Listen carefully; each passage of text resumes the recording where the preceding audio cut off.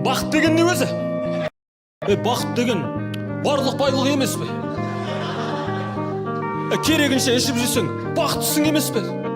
Жоқ, бақыт деген қолың жетпес мансап қой.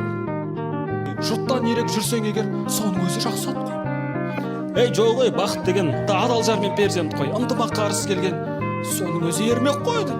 Жоқ, бақыт деген жүйрек мініп той-тойлау.